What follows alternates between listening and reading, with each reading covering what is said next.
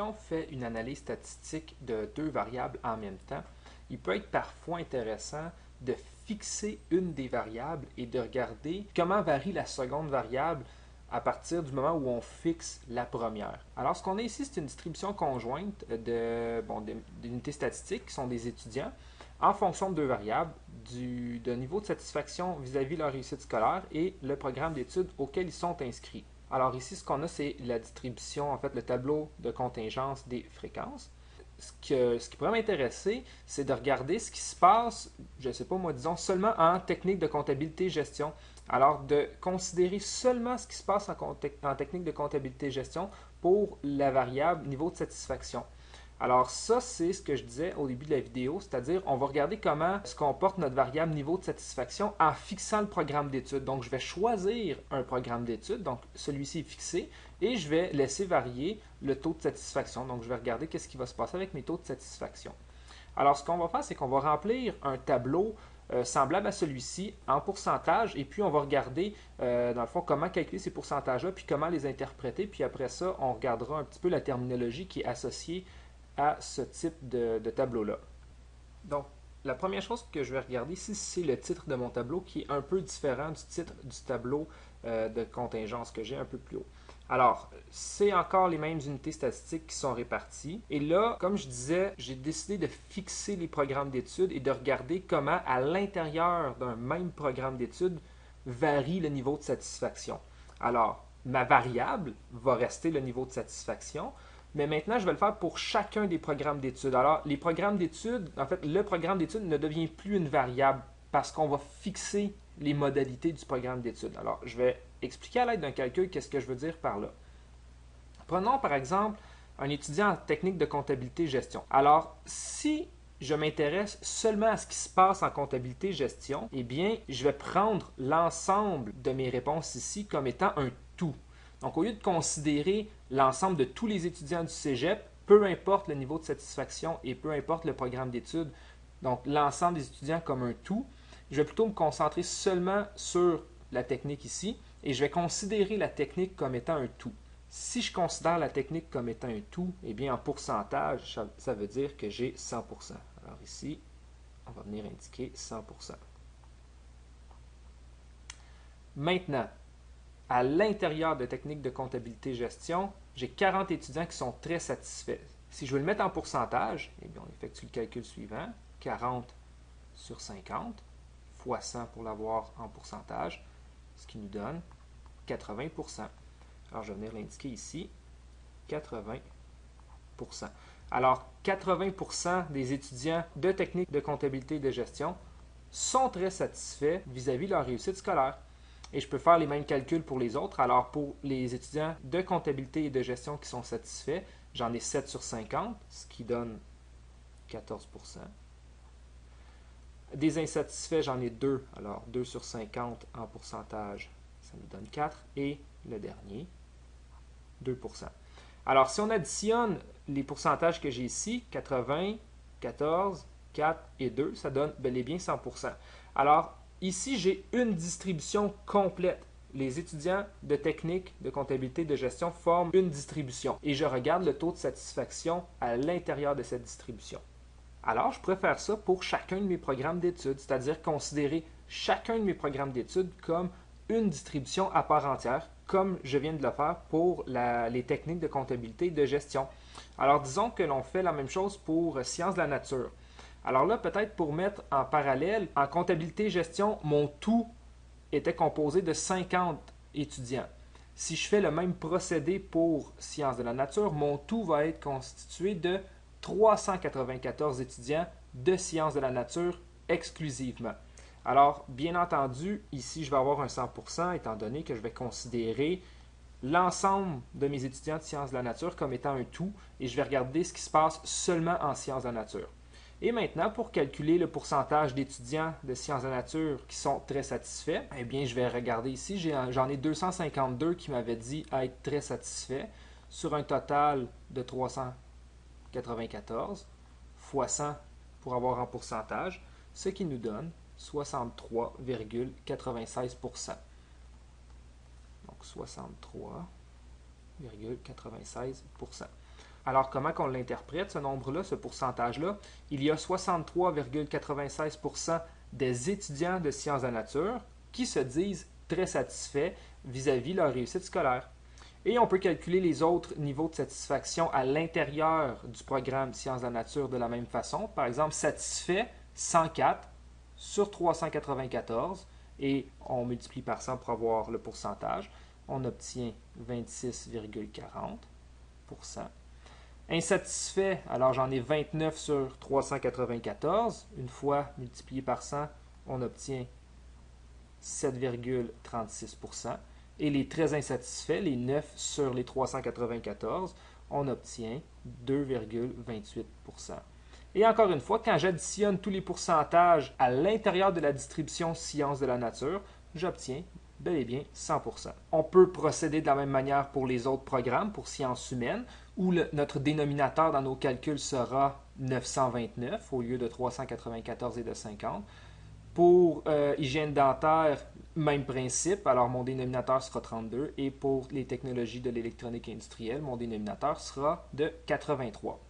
Et là, j'obtiendrai mon tableau pour l'ensemble de mes programmes d'études. Alors, chaque programme d'études brille comme une distribution. Je pourrais aussi faire la même chose pour l'ensemble du cégep ABC. Alors ici, on remarque que ma dernière ligne n'est pas titrée totale.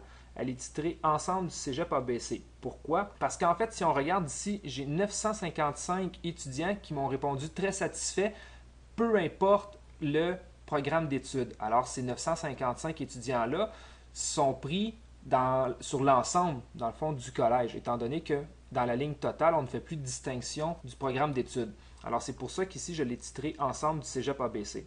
Et comment on calcule les pourcentages de la dernière ligne? Eh bien, de la même façon que l'on calculait pour les lignes précédentes, mais cette fois-ci en prenant comme le tout ma taille de mon échantillon. Alors, le tout est maintenant l'ensemble des étudiants parce que, comme je répète, la dernière ligne fait abstraction des programmes d'études, étant donné que c'est une ligne totale. Donc, par exemple, si je veux calculer les pourcentages sur la dernière ligne, disons qu'on fait le premier, j'ai 955 étudiants au total qui étaient très satisfaits sur 1488, qu'on multiplie par 100, ce qui nous donne environ 64,18%.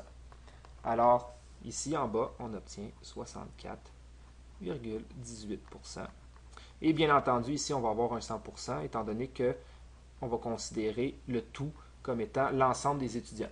Et on remplit la dernière ligne de façon similaire. Alors là, ce que je vais faire, c'est que je vais vous présenter le tableau rempli au complet et on va pouvoir regarder ensemble certaines particularités de ce tableau. Voilà.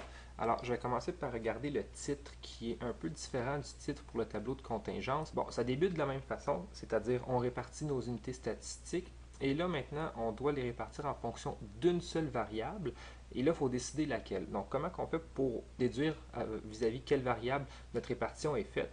Si on regarde ici dans la dernière colonne, j'ai des 100% partout. Alors ça, qu'est-ce que ça veut dire? Ça veut dire que j'ai considéré l'ensemble des étudiants de sciences humaines comme un tout, l'ensemble des étudiants de sciences de la nature comme un tout, et bon, la même chose pour les trois autres techniques. Ce qui veut dire que, dans le fond, je n'ai pas considéré le programme d'études comme une variable, parce que en faisant ça, en considérant un programme comme un tout, je m'oblige à rester dans le même programme d'études pour faire mon analyse. Donc, par exemple, je choisis technique de comptabilité et de gestion et là, je peux faire mon analyse, mais seulement pour technique de comptabilité et de gestion. Alors, en fixant le programme d'études, je l'élimine comme variable. Ce qui varie, c'est le niveau de satisfaction. Alors, on répartit nos unités statistiques en fonction de notre variable, qui est ici le niveau de satisfaction, et on ajoute, en fait, qu'on le fait pour chacun des programmes d'études, donc pour chacune des modalités de la variable qu'on a fixée. Maintenant, si on regarde peut-être ici notre dernière colonne qui a seulement des 100%, qu'est-ce qu'on a en fait? On va dire qu'ici, on a une première distribution. Je vais l'écrire ici, une distribution. Alors ça, c'est la distribution numéro 1. Appelons-la comme ça. Alors, c'est ma première distribution, c'est sciences de la nature. J'ai une deuxième distribution, je vais l'appeler D2, une troisième distribution, une quatrième distribution et une cinquième distribution. Alors, j'ai autant de distributions qu'il y a de modalités à la variable que j'ai fixée. Donc ici, j'avais 5 programmes d'études, c'est ça que j'avais fixé. Donc, j'ai 5 distributions. Comment qu'on appelle ces distributions-là? C'est ce qu'on appelle des distributions conditionnelles. La condition est le programme d'études. Donc, je vais venir l'écrire peut-être en haut ici. Chacune des lignes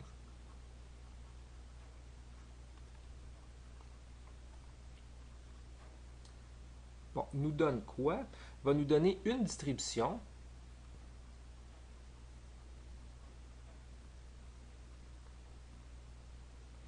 du niveau de satisfaction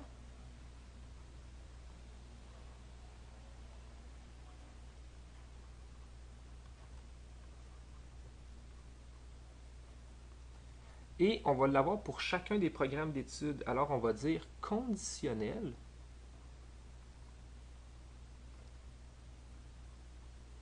au programme d'études.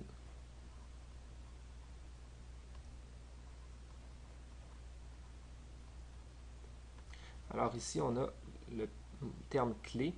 C'est ce qu'on appelle une distribution conditionnelle. On l'a ici, là, une distribution conditionnelle. Alors ici, dans mon tableau, j'ai 5 distributions conditionnelles, une pour chacun des programmes d'études. Alors ça, c'est ce qu'on appelle le tableau des distributions conditionnelles du niveau de satisfaction, étant donné que c'est notre variable ici. Alors peut-être écrire ici tableau des distributions conditionnelles.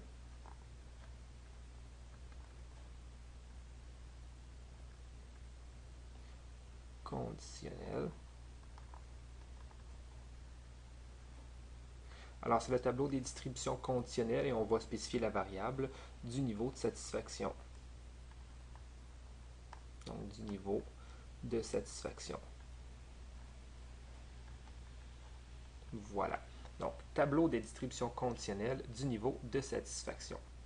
Alors, si on regarde un peu ce qu'il y a à l'intérieur de notre tableau, les pourcentages, donc calculés comme montré précédemment, si on regarde sur une ligne, donc quand j'additionne les pourcentages sur une ligne, ça me donne toujours 100%, étant donné que ici mes 100% sont dans ma colonne totale. Et qu'est-ce qu'on regarde, qu'est-ce qu'on remarque plutôt, si on additionne les pourcentages dans une colonne, on n'obtient pas le pourcentage qui est en bas. Et c'est normal parce qu'en fait, ici en bas, on a quoi? On a une distribution marginale parce que ici, dans la dernière ligne, on ne tient plus compte des programmes d'études. C'est l'ensemble du cégep, peu importe le programme d'études. Alors, dans le bas du tableau, ici, on a la distribution marginale. Distribution marginale. Et de quelle variable? Du niveau de satisfaction. Distribution marginale du niveau de satisfaction. Alors, cette distribution marginale est exactement la même que l'on retrouvait dans le tableau de contingence, mais en pourcentage. En terminant, j'aimerais ça faire le même exercice qu'on vient de faire avec le tableau des distributions conditionnelles du niveau de satisfaction, mais cette fois-ci pour l'autre variable, c'est-à-dire pour le programme d'études. Alors voilà, et donc maintenant on répartit nos unités statistiques en fonction du programme d'études pour chaque niveau de satisfaction, c'est-à-dire je vais fixer mes niveaux de satisfaction et je vais regarder comment se comporte ma répartition pour les programmes d'études en fixant les différents niveaux de satisfaction. Ici, qu'est-ce qu'on a? On va avoir plutôt la distribution marginale ici, dans l'ensemble du cégep, la distribution marginale mais du programme d'études. Ensuite, on va avoir ici 4 distributions conditionnelles dans chacune des colonnes. Alors, si on regarde, ici, on avait là, des lignes. Donc, dans ce tableau-ci, si on reprend un petit peu la formulation, chaque colonne donne une distribution du programme d'études conditionnelle au niveau de satisfaction. Et ce tableau-ci est le tableau des distributions conditionnelles des programmes d'études. Finalement, si je veux interpréter les pourcentages à l'intérieur du tableau, donc disons par exemple que je prends ici le 61,47%, alors comme le niveau de satisfaction très satisfait forme un tout, on va dire que 61,47% de tous les étudiants qui se disaient très satisfaits provenaient du programme sciences humaines.